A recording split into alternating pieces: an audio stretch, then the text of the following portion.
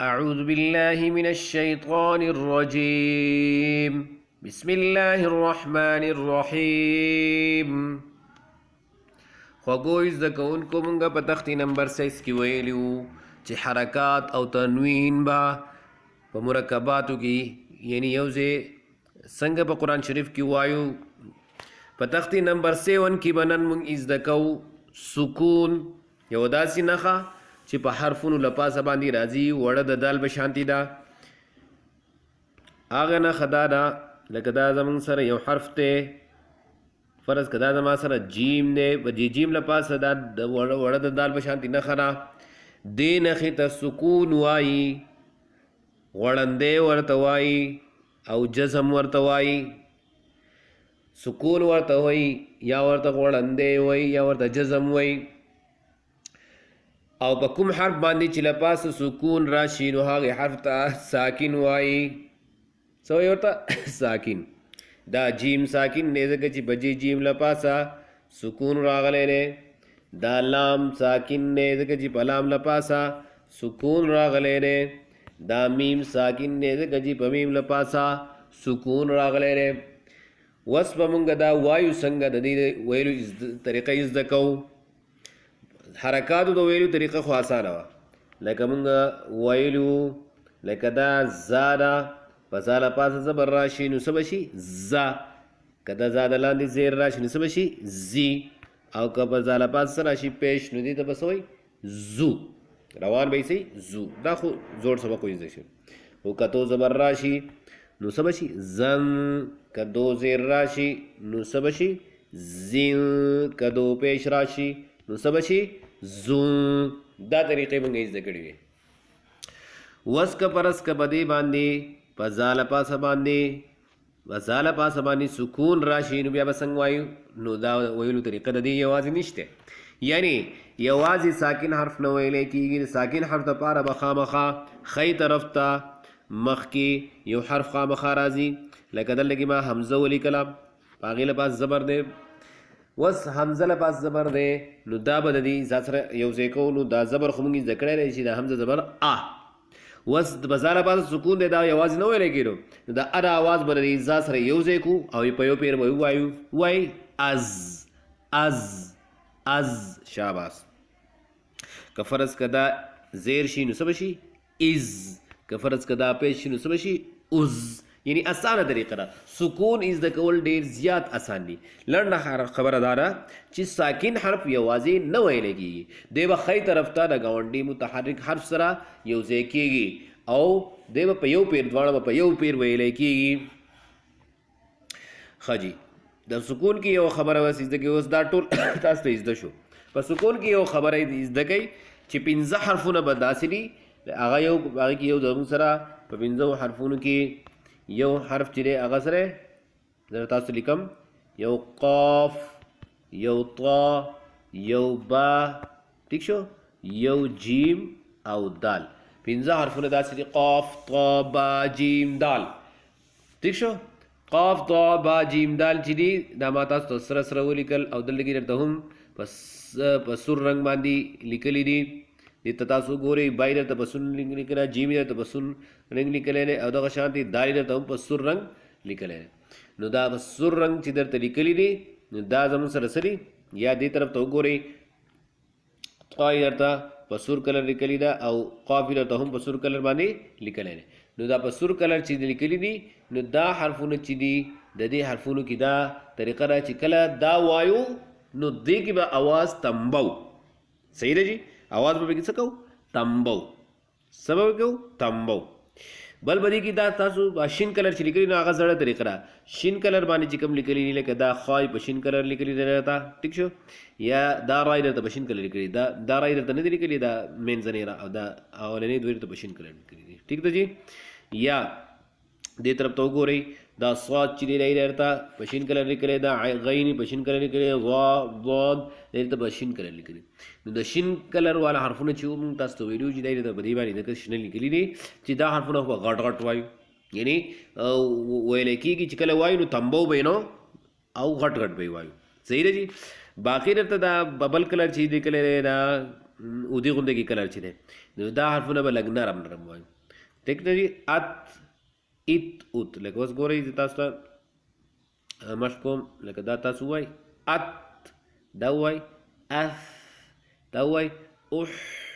دا وایئ ایز دا وایئ اوش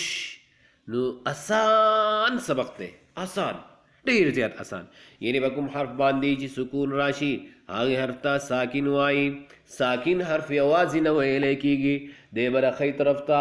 ګاونډي متحرک حرف سره یو ځای کېږي او دواړه به په یو پیر ویلی کېږي او قاف طا با جیم دال پنځه حرفونه داسې دي چې کله په دې باندې سکون راشي او دا مونږ وایو نو دا به تنبو نو تاسو زما سره دا ووایئ چې دا تاسو څنګه وایئ لکه ووایئ اب دا ووایئ اب دا ووایئ اوب دا ووایئ اج دا ووایئ ایج دا ووایئ اوج دا ووایئ اد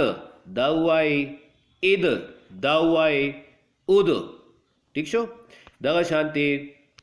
زموږ سره دا ووایئ اطع دا ووایئ اطع دا ووایئ اطع دا ووایئ اق دا ووایئ اق دا ووایئ اق نو دا د تنبیدو د حرفونو د ویلو طریقه وه دا باقي حرفونه خو ښکلې ویلی کېږي تاسو ګورئ چې دا به څنګه وایئ دا باقي حرفونه به داسې وایئ ګورئ ورته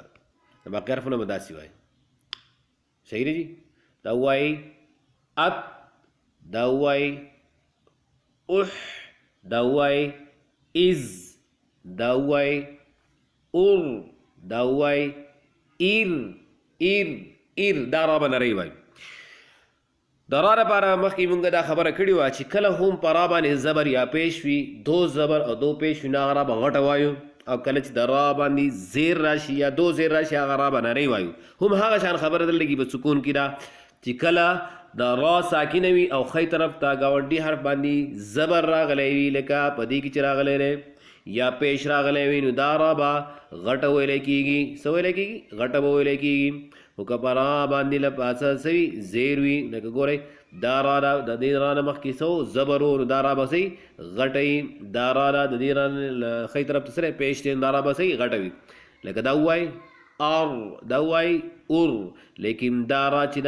دا به نری ویلی کېږي ولې به نری ویلی کېږي ځکه به نری ویلی کېږي چې دا را چې دا د دې را نه لاندې د دې را باندې سکون دی او د را ساکن نه مخکې حرف باندې زیر راغلی دی نو چې زیر راځي نو هغه به نری لکه څنګه به وایي ایر څه به ووایو ایر دغه شان دا غټ حرفونه ووایئ دا ووایئ اخ دا ووایئ اخ ټیک شو جي دغه شانتې دا وایئ اس دا وایئ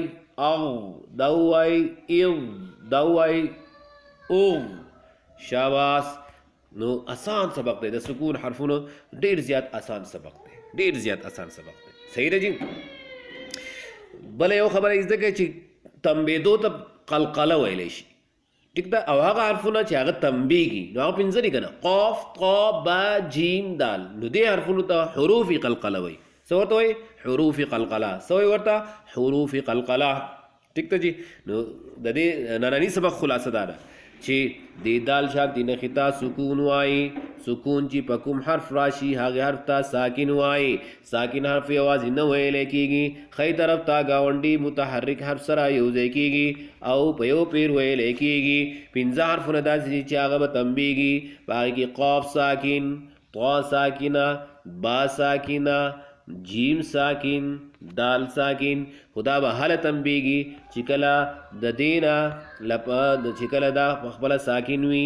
یعنی سکون پې راغلی وي او ښی طرف ته ګاونډي حرف باندې زبر یا زیر یا پیش راغلی وي نو دا به تنبیږي لکه دا سره اق اق اوق صحیح ده جي نو او دې ته حروف قلقله وایي دې پنځو حرفونو ته حروف قلقله وایي تاسو نه څوک ته به اوس کې حروف قلقله څو دي تاسو به ورته چې حروف قلقله چې دا هغه څه دي پنځه دي کم دي قاف طا با جیم دال طا قاف څنګه چې تاسو وایي پنځه حرفونه دي صحیح دی جي دا به تمبو دا به څه کوو تمبو انشاءالله د سکون مشق به د دې نه وروسته بیا سبا وکړو بیا به ووایو لکه دلته کې خو دې سبق ته تاسو وګورئ نو دلته کې ټوله حمزه لیکلې ده ټیک ده جي لکه اوس ګوره د با سره یې دلته کې حمزه لیکلې ده جیم سره یې حمزه لیکلې ده زا سره یې حمزه لیکلې ده زا سره یې حمزه لیکلې ده خو د دې نه علاوه ضروري خبره نه چې حمزه راغلي بل حرف هم راتلی شي صحیح ده جي لکه اوس ګوره زه تاسو ته لیکم صاد ټیک شو که نه او د صاد نه مخکې زه ته لیکم چې دا ووایي با اوس په صاد باندې ما سکون وکړو او په با باندې زبر وکړو نو دا به اوس مونږه د دې صاد سره مونږه ښی طرف ته متحرک حرف با دی نو دا با به اوس سره یو ځای کېږي نو څه به شي بس ټیک ده که نه اس چې و هغه حمزه وه بس دا ورسره به اوس که با د لاندې زیر وي دا ورسره یو ځای کړي بس به که په بالا پاسه پیش وي او دا ورسره یو ځای کړي بوس به نو اسانه خبره ده په قرآن شریف کې هم که فرض که ساکن حرف راغی او ښی طرف ته ګاونډي حرف باندې څنګه حرکت وکړه زبر و جو زبر ورسره یو ځای کوه په روان کې که زیر و جو زیر ورسره یو ځای کوه او که پیش و جو پیش ورسره یو ځای کوه اوس د دې حرفونو د جوړ د ویلو څه طریقه راځي په جوړ به څنګه وایو لکه جوړ څه ته ویلی شي چې د حرفونو نومونه والو د حرکت نوم والو او بیا یې روان وکړو دې ته جوړ ویلی شي لکه ګورئ تاسو اوس وایم چې د دې جوړ وکئ نو حمزه با دواړه حرفونو نومونه وایي حمزه با او پیش حمزه با پیش اوبو د دې جوړ وکئ حمزه خا زبر اخ د دې جوړ وکئ حمزه زا زیر از د دې جوړ وکئ حمزه تا پیش اوت د دې جوړ وکئ حمزه دال زیر اید جوړ خو اصل کې د حرف او د حرکت نوم اخیستل دي او بیا د روانو سره یو ځای کې دې ته موږ د جوړ طریقه وایو د جوړ طریقه څنګه ده اید دا وایي حمزه ثا زبر اث انشاءالله امید لرم چې تاسو به په دې سبق باندې پوه شوي یئ او ډیر زیات آسان سبق دی او چې کله هم دا تاسو زده کو نو په قرآن شریف کې د دې زده کول بیا ډیر ډډې ویل چې هغه ډیر زیات آسان دي موږ خپل دعاګانو کې یاد ساتئ د الله په امان